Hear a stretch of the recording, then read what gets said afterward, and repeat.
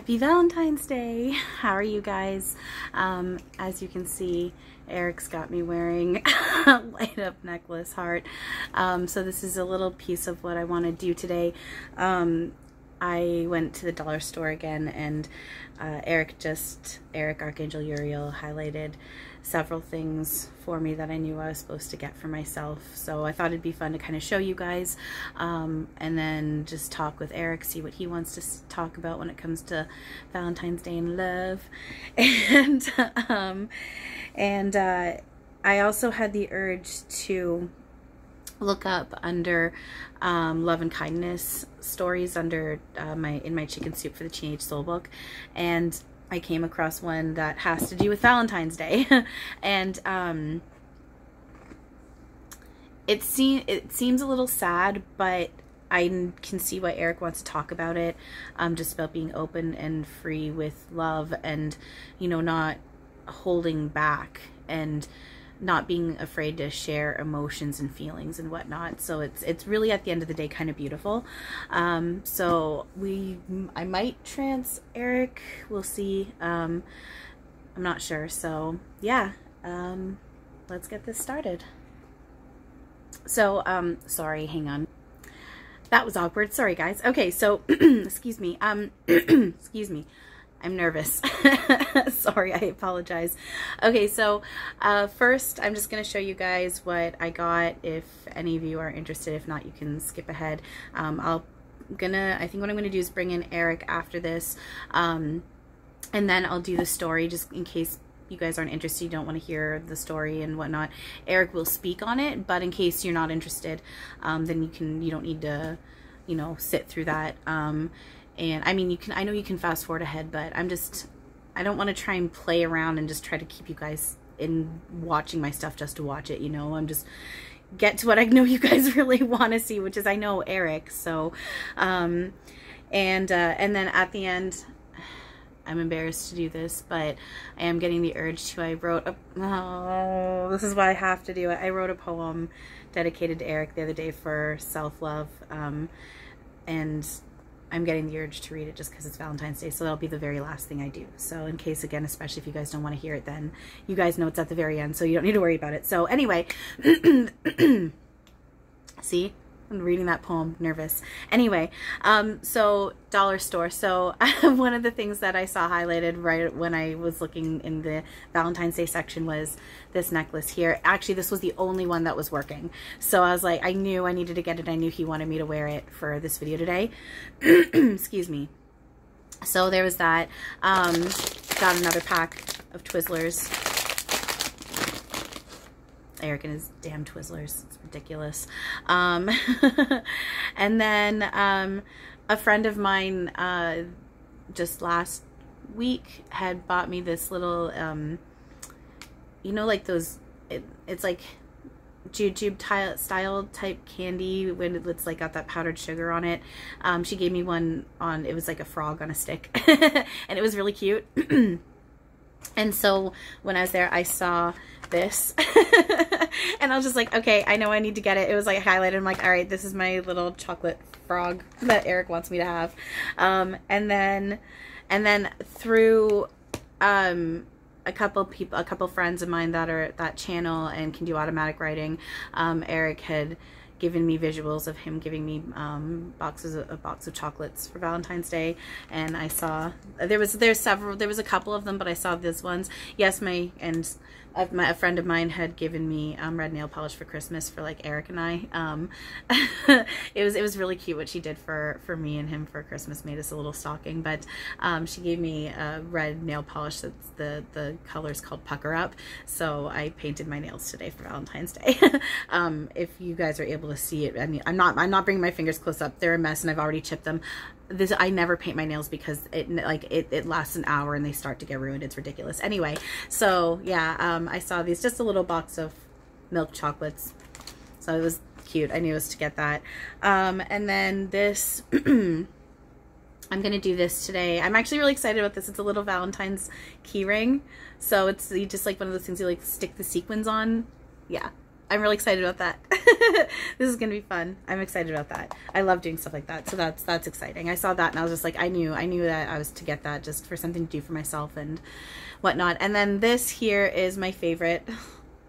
This, as soon as I saw it, I was like laughing, not like loud, but I laughed out loud a little bit when I saw this. I knew I needed to get it. It's a back scratcher. Because Erik always makes my back itchy. It's ridiculous. And it's, I don't know if I've talked about this in my videos. Some people know, right around when I was hitting my awakening for about 2 years in linear time, there was this little spot on my back around my shoulder blade on the right side. Excuse me. It was just inside my reach to be able to get. And it was like this little tiny spot just tingling and itchy. And it would just, especially in the winter, I'd be sitting outside doing whatever, and I'd have to go inside, take my stuff off, scratch my back, go back. Oh, he's doing it right now. Fuck off. No. Stop. And it would drive me crazy. And it got to, like, I'd stand in the shower and just let the water hit that spot on my back just to try and give it relief. And it was just, it got to a point I was considering seeing a doctor right as I found out about Erik. And then Erik was around, and then all of a sudden it hit me. Erik's been sitting there for 2 years with his fingers stuck in my back in that spot saying, hello, wake up, I'm here. Hello, hello, hello. So sorry, hang on a second. Anyway, yeah, so, and it's not like I was in, like, distress about it or anything, and when I found out what it was, I still find it so funny. It makes me laugh that he sat there for 2 years, this finger, like, poked in my back, just saying, hello, like, I'm here, pay attention to me.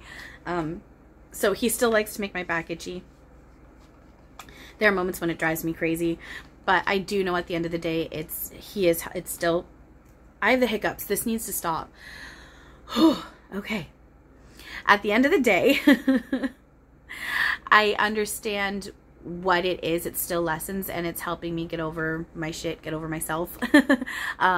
Stuff like that shouldn't bother me. And it's helping me to bring online the fact that I'm not limited by my avatar, and I have complete control over my avatar and my reality. So I do understand what it is, and as much as it has my moments where it drives me crazy, he does know that I do find it funny, and this just made me laugh. And so, and then it also says, love you to the moon and back. There was another one that was pink, and it said something about love hurts, but scratch my back, please, or something like that, and that one I definitely wasn't drawn to. This one was the first one I saw, and it was like red with white writing, and then what it said ended the fact that it was a back scratcher. I laughed so hard. So I thought that was pretty great. So yeah, that was my little dollar store Valentine's Day haul, I guess. I just say that. So yeah, so what I think I'm gonna do, I have lip balm. I should get some. My lips are driving me crazy right now. Okay, so what I want to do now is I want to just connect with Erik, see what he wants to do. I kind of feel like he wants to trance. Yeah, he's he's already leaning on me in his energy. Yeah, I can feel it. So we're going to, yeah, we're gonna go into trance. Okay. Here, I'll put my hair back too. And keeping the necklace on, though. You wanted the necklace? No, then that's just it. I can't. He's excited about the necklace, so whatever. Okay. Okay.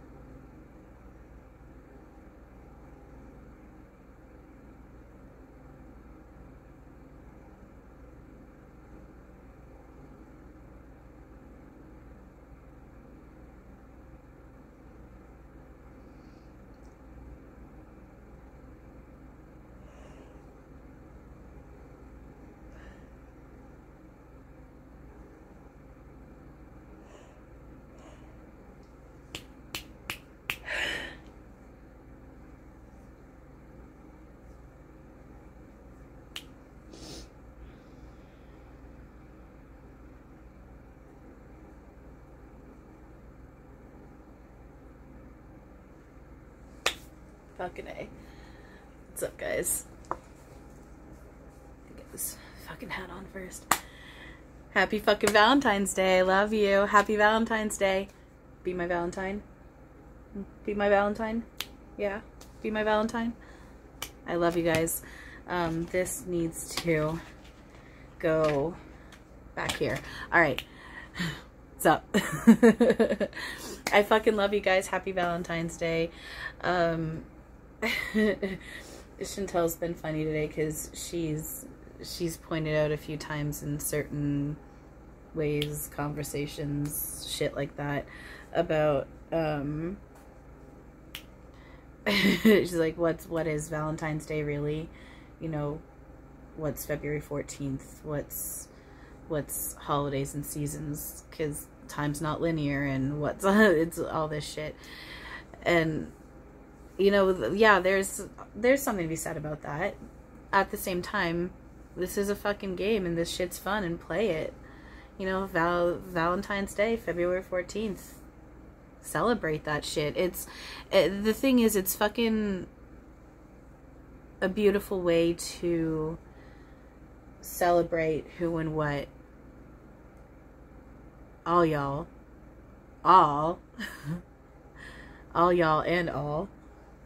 truly fucking is. And what is that? Love. God, source, is a great way Chantal puts it. The conscious, pure, the conscious vibration, energy of pure, unconditional love. And love is the best way to describe it within human words and communication. And remember, all is God. Everything's a God particle, so everything is love. So you can be in the perception of Valentine's Day is commercial and it's about making money for the companies and all that shit. You can do that with any holiday. Or you can take Valentine's Day as a representation of love and a day to celebrate love. Especially because that's what you and all actually are. And it's fucking beautiful. So, and for those of you out there who have a hard time with this day, remember, first of all, you're not alone, ever. I'm fucking there. You know I'm fucking there. You got your spirit team. Yeshua, Jesus, God, source, all, everyone. Everyone's with you. They can't not be. You're only playing with the illusion that you are alone. And you're not. Let yourself lay there, listen, feel. And the moment you think you feel or hear any of us in any way, as long as it's love, trust it. Trust yourself. And for those of you who have pain on this day because of perceived trauma within perceived past, remember, because trauma past, that shit's all illusion. Doesn't mean it doesn't feel real, and we don't have compassion for it, right? So for those of you who are dealing with pain due to trauma on this day, remember that just reminded you how strong you are, because you're already fucking strong. You didn't need it to become strong, right? We can all agree on that. You don't need to go through shit to become strong. We can all agree on that. Some people argue against that, but you know what I'm fucking saying. You're already strong, and this shit shows you, reminds you how strong you are, especially when you're, particularly when you're blocking it out. So you project out illusion in order to remind yourself you are this strong and you're not alone, and look at what you can fucking do. And then you remember what it actually is.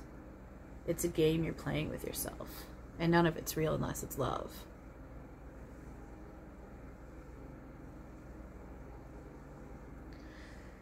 So yeah, man, fucking enjoy today. And if today's a hard one for you, embrace how you're fucking feeling. And then work toward perception change. And let's just sit back and fucking chill. Chill with me. I'm fucking here. Pick a fucking movie. Any fucking movie you want to fucking watch. Anything you want to fucking do. It doesn't even have to be a movie. Maybe you won't. There's some people out there who don't enjoy fucking watching movies. Who fucking knows? So whatever you want to do. You pick something that brings you the feeling of love and joy and happiness, you know, is benefiting you in your highest good. And let's just do it. No, I'm there with you and we're doing it together. I'm doing it too, right there with you. Alright? So, be my Valentine. I love you. Alright, guys. I'm gonna let Chantal come back here and we're gonna read this story here. It does have an element where you perceive some sadness to it, but at the end of the day, it really is about reminding you all, everyone, anyone who comes across it, to not hold back.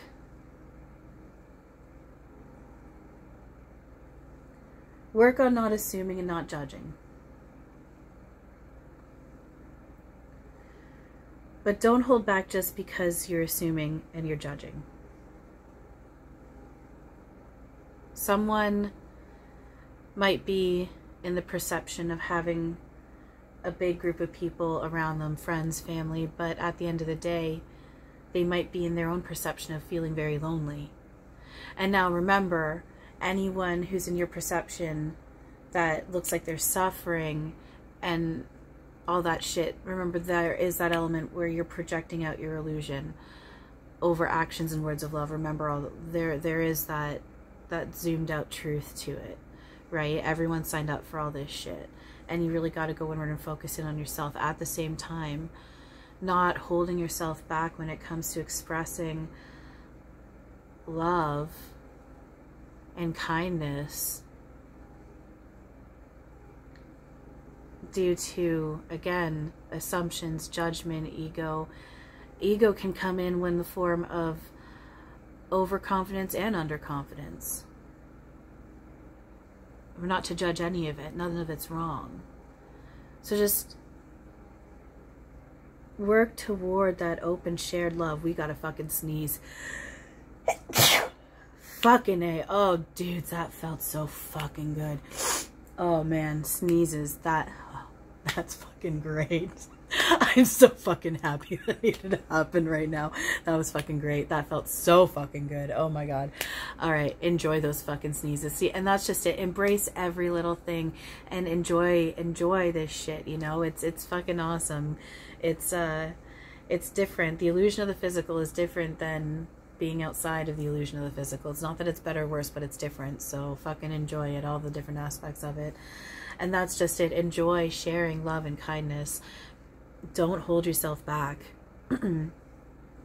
Even with those emotions that don't feel so good, it's okay to fucking cry and lean on other people and let someone know if you're in the perception of being hurt. Now, is it to go and attack the person? No, but having an open fucking conversation to try and work it out together and not being afraid to say, hey dude, I'm fucking hurt. I get that if I'm hurt, there's my shit there, but just, you know, I'm fucking hurt and I want to work through this together.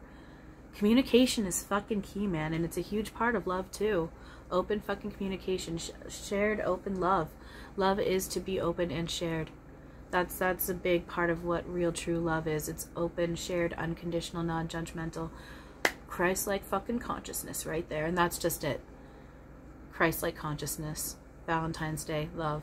So this story, you can be in the perception of it sounds sad, or you can be in the perception of there's a lesson there in not holding back, being open and sharing it.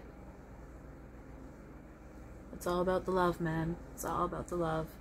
All right, I fucking love you guys. You got this. I'm with you. One now at a fucking time. Share the love. Share the fucking love. Happy Valentine's Day. Love you. Peace.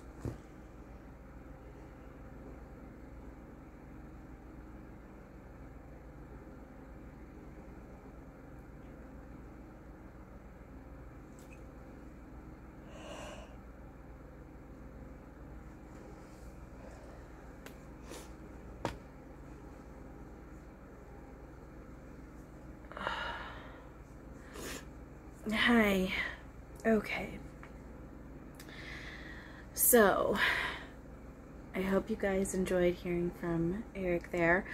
We are at the 20-minute mark, so I don't want to linger on this too long. I don't want to make this like, I don't want this going into 45 minutes. I want to try and keep this around the half-hour mark. So let's go ahead and read this. It's not that long. It's like a page and a half maybe. So let's just read through this and see if there's anything that Erik wants to say. I feel like he's ding, yes, he addressed it. So I'll see if there's anything else he wants to say, and then I will finish off with my little poem to Erik. And yeah, all right, so this one is called Mrs. Link, and it was written by Susan Daniels Adams.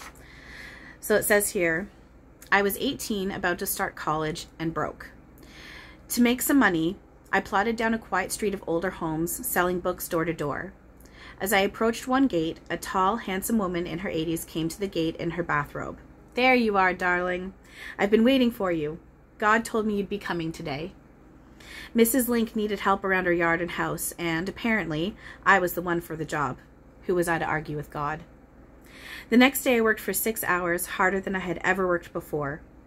Mrs. Link showed me how to plant bulbs, what flowers and weeds to pull up, and where to haul the wilted plants. I finished off the day by mowing the lawn with a mower that looked like an antique. When I had finished, Mrs. Link complimented me on my work and looked under the mower at the blade. Looks like you hit a stone. I'll get the file. I soon learned why everything Mrs. Link owned looked like an antique, but worked like brand new. For 6 hours of work, she gave me a check for $3. It was 1978. God's funny sometimes, isn't he? The next week, I cleaned Mrs. Link's house. She showed me exactly how to vacuum her antique Persian rug with her antique-looking vacuum. As I dusted her beautiful treasures, she told me where she had acquired them while she traveled the world. For lunch, she sautéed fresh vegetables from her garden. We shared a delicious meal and a lovely day. Some weeks, I got to be a chauffeur. The last gift to Mrs. Link from Mr. Link was a glorious new car. By the time I met Mrs. Link, the car was 30 years old, but still glorious.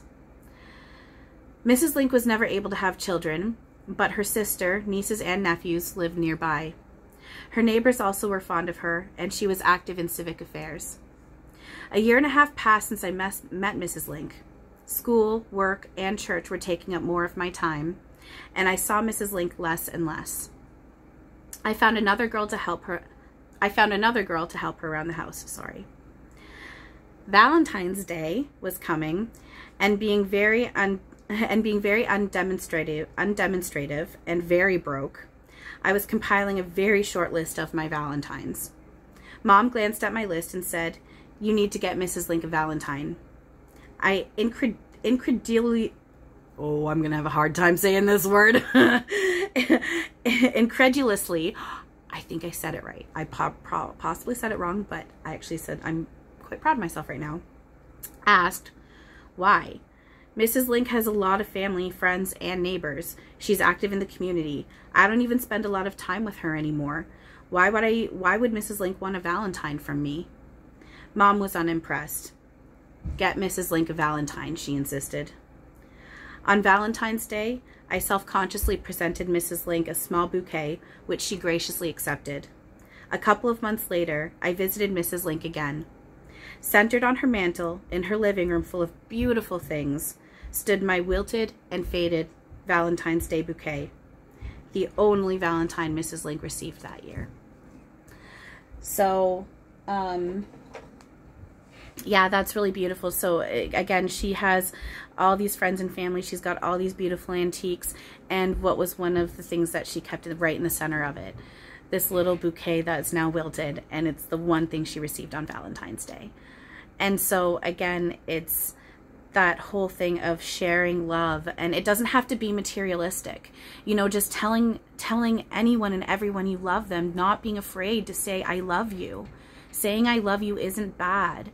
It's not a bad, scary thing. It's what we are. So I'm just seeing if Erik wants to say anything else to that. I said, ding, you got it, babe. He's just like, share the love. And I'm just seeing him going like this again.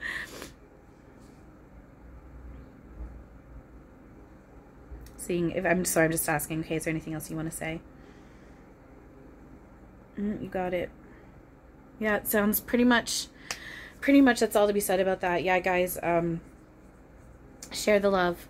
And remember, he's pointing out, Eric's wanting me to point out again, you know, just remember you're not actually alone. If today is a difficult one for you, he's here. I'm here. You know, you've got your team. It might, even if you have a hard time feeling them, or if you're in the perception of you can't feel them at all, know they're there, because they are, and they're very real, and we are meeting up with them, and you do have the ability to feel, hear, and see them. It's just a matter of working on your blocks, melting your illusions away, your resistance away, allowing yourself to feel them. So they're here. They're here. You're not alone.